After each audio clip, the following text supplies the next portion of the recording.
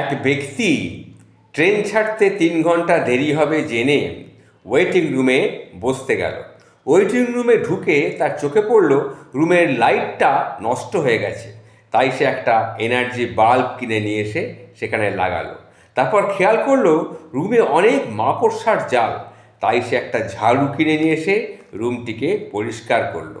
তারপর খেয়াল করলো রুমের ফ্লোরে খুব ময়লা। তারপরে সে রুমের চেয়ারগুলি ভালোভাবে পরিষ্কার করে নিয়ে বসে তারপরে সেখানে বসলো। তাই সে একটি আরামদায়ক চেয়ারও কিনে আনলো, কেন সব কিছু নোংরা। এখন সে রুমটি সাজানোর জন্য কিছু জিনিস কিনে এনে বেশ রুমটিকে সাজালো। এখন সে অনেক ক্লান্ত হয়ে গেল।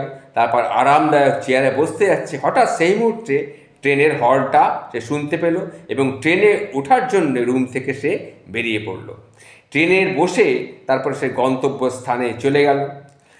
আমি জানি এই যে ঘটনাটি আপনাদের সামনে বললাম, এটা শুনে আপনি ভাবছেন লোকটি খুব বোকা, পৃথিবীতে এই চেয়ে বোকা লোক বোধহয় আর একটিও নেই।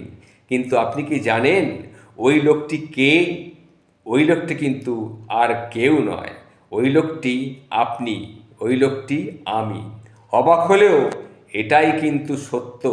আর দুনিয়ার জীবন হচ্ছে ওয়েটিং রুম, যেখানে আমরা মাত্র কয়েক মিনিট থাকব, অথচ আমরা এই দুনিয়ার জীবনটাকেই এমনভাবে সাজাচ্ছি যে আমরা ভুলেই গেছি যে আমাদের মৃত্যু খুব সন্নিকটে এবং আমাদের এই সাজানো গোছানো দুনিয়ার সব কিছু ছেড়ে দিয়ে মৃত্যু নামক ট্রেনে চড়ে আমাদের চলে যেতে হবে।